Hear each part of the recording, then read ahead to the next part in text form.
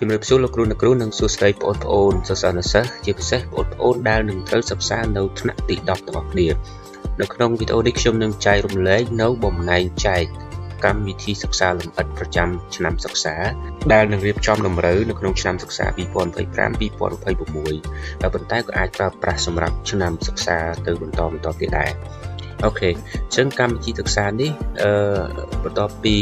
បញ្ចប់វីដេអូនេះគឺចុងបញ្ចប់វីដេអូនេះខ្ញុំនឹងដាក់ជា QR code សម្រាប់ឲ្យលោកគ្រូអ្នកគ្រូក៏ដូចជាបងប្អូនសិស្សនិស្សិតដែលមានតម្រូវការយកទៅប្រើប្រាស់អាច scan ចូលយកទៅប្រើប្រាស់បានហើយលោកគ្រូអ្នកគ្រូគាត់នឹង print ហើយបំពេញ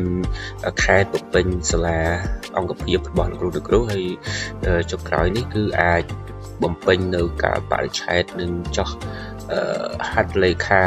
វិត្រាទទួលស្គាល់ទៅតាមកិច្ចការរដ្ឋបាលខាងអង្គភាពរបស់លោកគ្រូអ្នកគ្រូទៅគឺរួចរាល់ហើយបាទអញ្ចឹងនៅក្នុង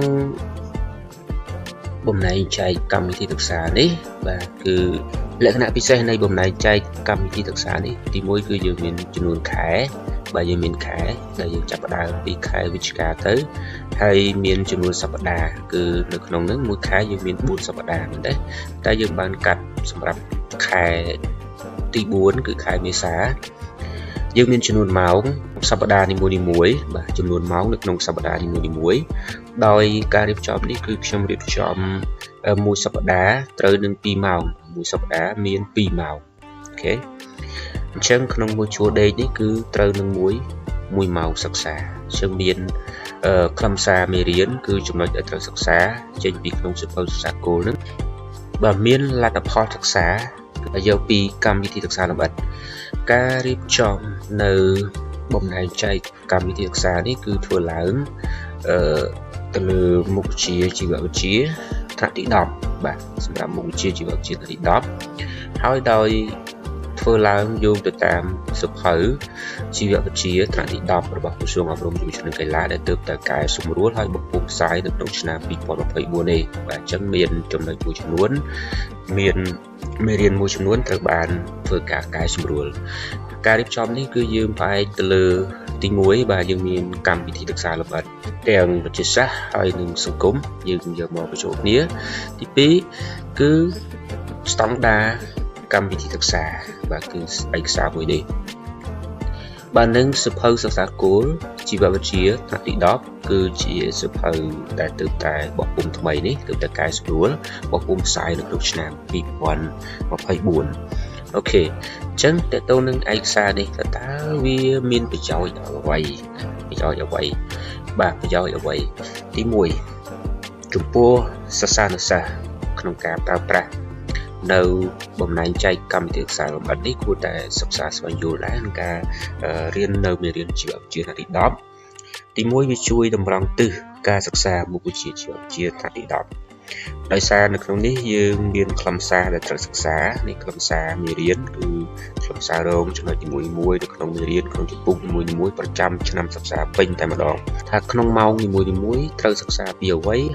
ហើយក្នុងសប្តាហ៍និងខែនីមួយៗត្រូវរៀនពីអីខ្លះទៅដល់ចំណុចណានៅទីនេះយើងមានចំណុចត្រូវផ្ដោតយកចិត្តទុកដាក់និងជាពិសេសយើងមានលទ្ធផលសិក្សាដែលសរសេរជាអក្សរដិតខ្មៅហ្នឹងបញ្ជាក់ថាជាលទ្ធផលសិក្សាស្តង់ដារមានន័យថាលទ្ធផលសិក្សាទិភាពដែលក្នុងមួយឆ្នាំសិក្សាពេញហ្នឹងសិស្សត្រូវតែមានសមត្ថភាពអាចឆ្លើយតបទៅនឹងលទ្ធផលសិក្សានឹងបានបន្តនៅក្នុងចំណុចម៉ោងទី1នៅក្នុងមេរៀនសេចក្តីផ្ដើមជីវវិទ្យានេះជាងមានលទ្ធផលសិក្សាស្តង់ដារមួយគឺបកស្រាយពីលក្ខណៈពិសេសនៃជីវិតអញ្ចឹងមួយចប់ឆ្នាំសិក្សានេះឬក៏ចប់មេរៀននេះធ្វើម៉េចអាចបកស្រាយពីលក្ខណៈពិសេសនៃជីវិតបកស្រាយបានយ៉ាងម៉េចនោះគឺលោកគ្រូគាត់អាចប្រើប្រាស់លទ្ធផលសិក្សានេះសម្រាប់តាក់តែងជាវិញ្ញាសាតេស្តឧទាហរណ៍រូបគុំមានន័យថាម៉េចគឺមានន័យថាភាពរស់ឲ្យតែភាពរស់ឲ្យតែសើពីកាយវាសុទ្ធតែបង្កឡើងពីកោសិកាមានន័យថាអញ្ចឹងកោសិកាជាឯកតាបង្កនៃរូបគុំនិងនាទីរបស់ភាពរស់ឬក៏របស់សើពីកាយដំណល់រំញោចមានន័យថាម៉េចអាចបកស្រាយមកឲ្យឧទាហរណ៍នៅពេលដែលយើងភ្ញាក់ដោយសារសូរសំឡេងស៊ីផ្លេឡានអាហ្នឹងជាអីជាដំណប់រំញោចមានន័យថាជាការឆ្លើយតបទៅនឹងរំញោចស្អីទៅរំញោចគឺជាបំរែបំរួលនៃម៉េចចឋាន ដែលធ្វើឲ្យសារពាង្គកាយឬក៏កោសិការបស់យើងមានប្រតិកម្មឬក៏មានការឆ្លើយតបនឹងគឺជាដំណររញួយហើយនេះជាលក្ខណៈពិសេសនៃជីវិតហើយមិនមែនមានតែសត្វទេរបស់ជាតិក៏វាមានដំណររញួយរបស់វាដែរដូចជាការលូតលាស់របស់វាបែរទៅរកពន្លឺព្រះអាទិត្យជាដើមបាទការប្រើប្រាស់ធម្មពលមិនទៅការប្រើប្រាស់ធម្មពលមានន័យថាម៉េចអញ្ចឹងបកស្រាយ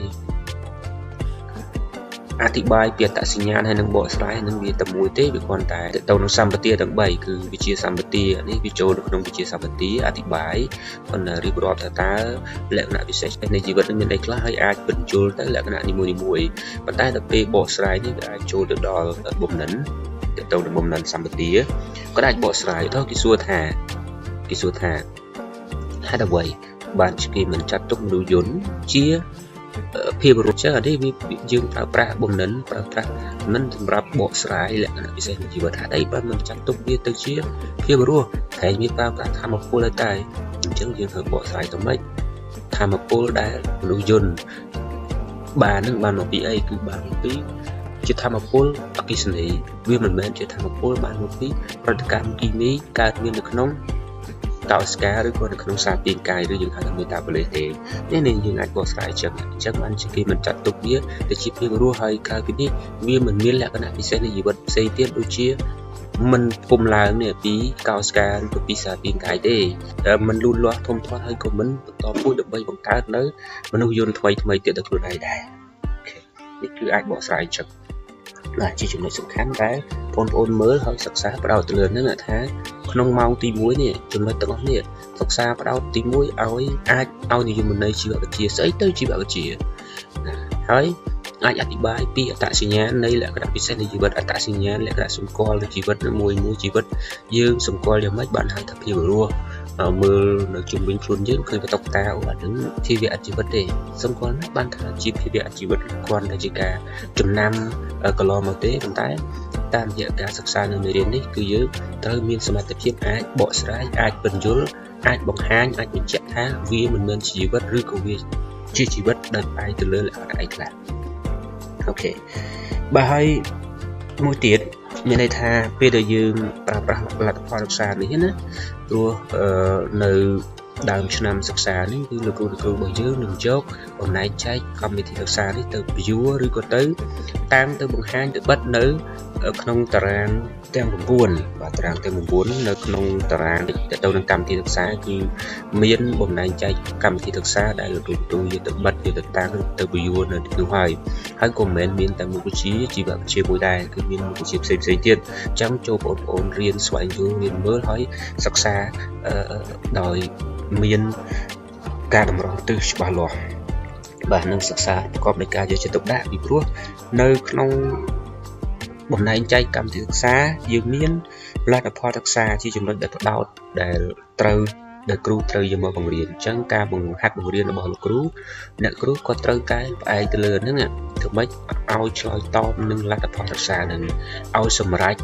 លទ្ធផលសិក្សាហ្នឹងអូខេហើយលទ្ធផលសិក្សាទៀតសោតក៏នឹងត្រូវបានយកទៅប្រើប្រាស់សម្រាប់ដាក់តែងជាវិញ្ញាសាប្រឡងប្រចាំខែប្រឡងប្រចាំឆ្នាំឬក៏ឆមាសបាទប្រឡងឆមាសឬក៏តេស្តរវាយតម្លៃផ្សេងបាទចំពោះលោកគ្រូវិញបាទបំណែកចែកកម្មវិធីសិក្សានេះទី1គឺលោកគ្រូក៏នៅទៅ print អាចយកទៅប្រើប្រាស់បានដោយងាយស្រួលហើយលោកគ្រូប្រើប្រាស់លទ្ធផលសិក្សានេះគឺលទ្ធផលសិក្សានេះសម្រាប់ដាក់បញ្ចូលទៅក្នុងវត្ថុបំណងនៃកិច្ចតែងការបង្រៀនអញ្ចឹងនៅក្នុងការបង្រៀនសម្រាប់រយៈពេល1ម៉ោងបង្រៀនទៅលើខ្លឹមសារទាំងអស់នេះលោកគ្រូមើលលទ្ធផលសិក្សានេះហើយយកវាទៅសរសេរជាវត្ថុបំណងមេរៀននៅក្នុងកិច្ចតែងការបង្រៀនហើយការបង្រៀនរបស់លោកគ្រូធ្វើយ៉ាងណាត្រូវសម្រេចនៅលទ្ធផលសិក្សាទៅតាមខ្លឹមសារនៃមេរៀននីមួយៗចំពោះនីមួយៗសប្តាហ៍នីមួយៗក្នុងខែនីមួយៗត្រូវសម្រេចនៅលទ្ធផលសិក្សាអីខ្លះបាទមួយទៀតគឺលោកគ្រូពេលដែលធ្វើតេស្តវាយតម្លៃអញ្ចឹងតេស្តវាយតម្លៃហ្នឹងគឺអាចជាសំណួរផ្ទាល់មាត់បាទសំណួរផ្ទាល់មាត់នៅរៀងរាល់កញ្ចប់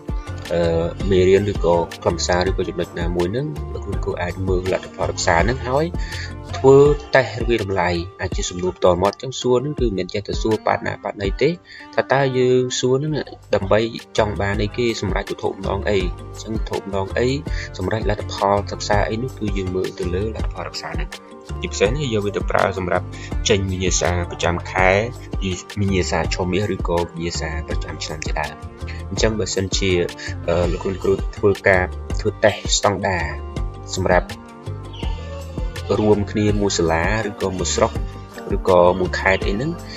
គ្រូអាចទៅជែកវិភាសាគ្នាក្នុងការជ្រើសរើសយកលទ្ធផលសិក្សាដែលត្រូវចេញសម្រាប់វិញ្ញាសាប្រឡងហើយសូមបញ្ជាក់ថាចំពោះលទ្ធផលសិក្សាដែលសរសេរជាអក្សរដិតនេះគឺជាលទ្ធផលសិក្សាស្តង់ដារមានន័យថាវាជាអត្ថិភាពលទ្ធផលសិក្សាដែលអត្ថិភាពគឺត្រូវប្រើវាក្នុងការចេញសំណួរហើយបន្តមកបានយើងសម្រេចថាជ្រើសរើសលទ្ធផលសិក្សាណាទៀតឧទាហរណ៍ប្រឡងប្រចាំខែវិច្ឆិកាអញ្ចឹងក្នុងខែវិច្ឆិកាខ្លឹមសារមេរៀនដែលលោកគ្រូត្រូវបង្រៀនដល់សិស្សគឺមានអស់ហ្នឹងហើយមានលទ្ធផលសិក្សាអស់ហ្នឹងអញ្ចឹងយើងមើលមានលទ្ធផលសិក្សាស្តង់ដារមួយដែរអញ្ចឹងនឹងអត្ថិភាពត្រូវទៅយកវាបន្តមកបានយើងសម្រេចជ្រើសរើសយកលទ្ធផលសិក្សាផ្សេងទៀតណាសម្រាប់ការចេញជាវិញ្ញាសាប្រឡងឧទាហរណ៍មានជ្រើសរើសយក10លទ្ធផលសិក្សាអញ្ចឹងអាហ្នឹងត្រូវទៅយកជាដាច់ខាតដែរព្រោះវាជាលទ្ធផលសិក្សាអត្ថិភាពដើម្បីវាស់វែងថាតើការបង្រៀនរបស់យើងក្នុងរយៈពេល1ខែយើងអាចសម្រេចលទ្ធផលសិក្សានឹងអត់សិស្សមានសមត្ថភាពក្នុងការឆ្លើយតបទៅលទ្ធផលសិក្សាបានប៉ុណ្ណាអូខេបាទអញ្ចឹងអ្វីដែលខ្ញុំចង់ចែករំលែកនៅក្នុងវីដេអូនេះគឺមានប៉ុណ្ណេះហើយលោកគ្រូអាចធ្វើការឬក៏បងប្អូនអាចធ្វើការ scan នៅ QR code នេះដើម្បីចូលទៅយកបំណែកចែកកម្មវិធីសិក្សាលម្អិតនេះយកទៅប្រើប្រាស់ទៅតាមតម្រូវការជាក់ស្ដែងរបស់